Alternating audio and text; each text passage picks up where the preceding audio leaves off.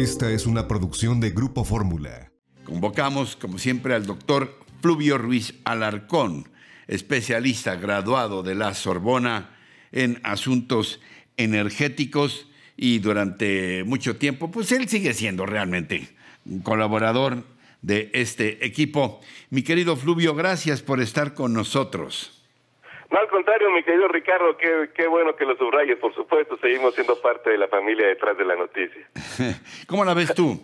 Óyeme, este acuerdo, dice el presidente, para poner orden en el sector, dicen los empresarios, para limitar la inversión en la generación de energías limpias y seguir aferrados a un modelo obsoleto. ¿Cuál tu punto de vista sobre esto, mi querido Fluvio? Mira, Miguel, quisiera regresar un poquito en el tiempo hasta el verano de 2014, cuando se aprobó la legislación secundaria de la reforma energética constitucional de diciembre de 2013. Mira, en el sector eléctrico, a diferencia de lo que ocurre en el sector petrolero, en el sector eléctrico sí hay muy poco margen de maniobra para políticas públicas que vayan en un sentido muy distinto al que establece la letra y, como dicen los clásicos, el espíritu de, sí, por ejemplo, la ley de la industria eléctrica, la ley de la transición energética, que son las más importantes en este terreno, que son las que dan el rumbo y el diseño institucional del sector eléctrico. En el caso de este sector, efectivamente, las leyes plasman una preeminencia del mercado que es mucho más agresiva contra la Comisión Federal de Electricidad de lo que sería su reflejo, su espejo en el sector de hidrocarburos, que serían la ley de hidrocarburos y la ley de Pemex, ¿no? En el caso de la ley de la industria eléctrica, por ejemplo, sí hay un mandato como tal de ley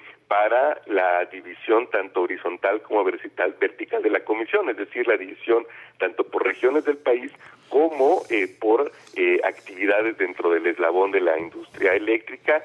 La ley de la transición energética y la ley de la industria eléctrica, por ejemplo, también tienen todo este esquema de energías renovables, como ha dicho ahí sí, con razón el presidente, prácticamente basado en el mercado y dejando a la Comisión Federal de Electricidad como un actor pasivo. Luego entonces el problema que se presenta cuando el gobierno decide ir en un sentido distinto es que tendría que haber modificado antes la ley.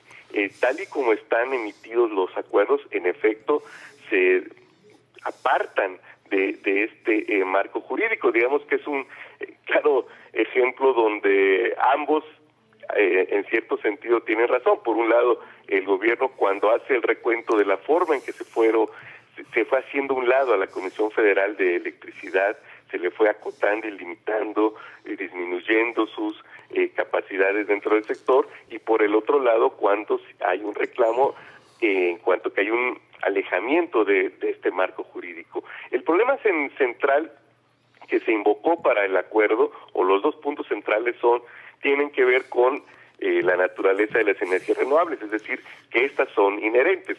En estos momentos, por ejemplo, apenas podremos empezar a percibir la energía solar, ¿no?, a las horas en que platicamos, y por supuesto los vientos, aún en zonas tan prolijas en ellos como el Istmo de Tehuantepec, pues no son permanentes y sí generan una serie de necesidades en los sistemas eléctricos, como es el respaldo, ¿no? Pero esos son técnicamente superables, ¿no? Por eso creo también que la argumentación técnica es muy débil en ese sentido, mi Ricardo. Ahora, ¿es correcta esta visión desde tu punto de vista de que el petróleo nos remite al pasado y las energías limpias, la eólica, la solar, son el futuro? No, me parece que es una visión muy maniquea, porque tendrán que seguir conviviendo, mi Ricardo. Mira, de 1973 a la época, y pongo 73 porque fue recoger el shock petrolero, ¿no?, cuando se incrementaron los precios del crudo, que llevó a los países industrializados a reaccionar en términos de eficiencia energética. Entonces, a la fecha, en la matriz energética global, la matriz energética del mundo, los hidrocarburos apenas han disminuido su participación en 8 puntos.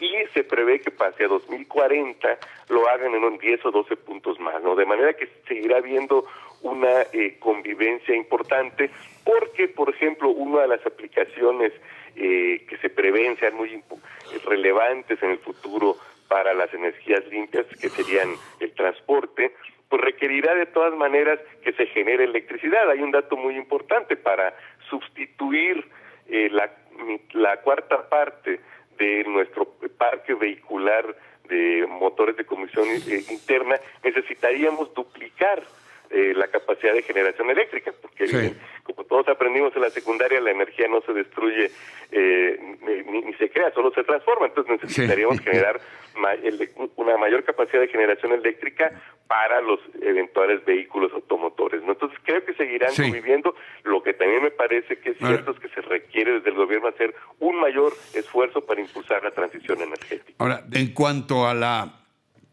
participación privada en la generación de energía, sobre todo en el caso de las llamadas energías limpias, ¿se debe limitar, se debe prohibir o se debe regular? ¿Cómo la ves?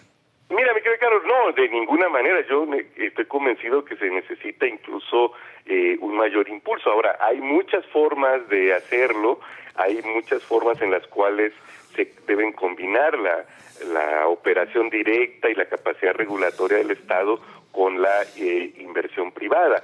Y eso es parte de lo que yo considero es una debilidad en términos de los argumentos técnicos, tanto del acuerdo del SENACE como de la Secretaría de Energía, ¿no? Porque en primer lugar, los problemas de confiabilidad del sistema se dan cuando hay una mayor demanda, no cuando hay una caída en el consumo de la energía eléctrica, como la que hemos visto desde marzo, que se calcula en alrededor del 10% por la disminución de la actividad económica, ¿no? Entonces, me parece que en realidad lo que tendría que ocurrir es un debate abierto, franco, sobre las modalidades que le convienen más al país de esta combinación público y privada, y actuar en consecuencia reformando la ley heredada de la administración anterior, porque además hay una mayoría legislativa que lo podría hacer holgadamente, ¿no? Entonces, creo que eso es lo que se debería hacer, ¿no? Entender que el cambio tan radical o tan significativo de la orientación de la política pública en esta materia, por la forma en que quedaron las leyes de la misma, ¿no? Sí requiere de una reforma urgente de la ley de la industria eléctrica, la ley de la transición energética y otras leyes. No simplemente acotaría también que los términos de energías renovables y energías limpias no están hechas de manera coherente en ambas leyes, ¿no? Las leyes, la definición de energías limpias es una definición que tiene que revisarse, porque en ella caben hasta las plantas de ciclo combinado que funcionan con gas. El gas es menos sucio que los hidrocarburos, que el petróleo y demás, pero tampoco se puede considerar una energía limpia, ¿no? Entonces me parece que sí urge esta revisión y esta reforma a la ley, mi querido Ricardo. Como siempre, muy aleccionador escucharte. Gracias, doctor. Gracias, Fluvio Ruiz Alarcón, especialista. Muchísimas gracias, mi Ricardo. Un abrazo. Muy reconocido en temas energéticos. Gracias, hasta pronto. Encuentra más contenido como este en radioformula.mx.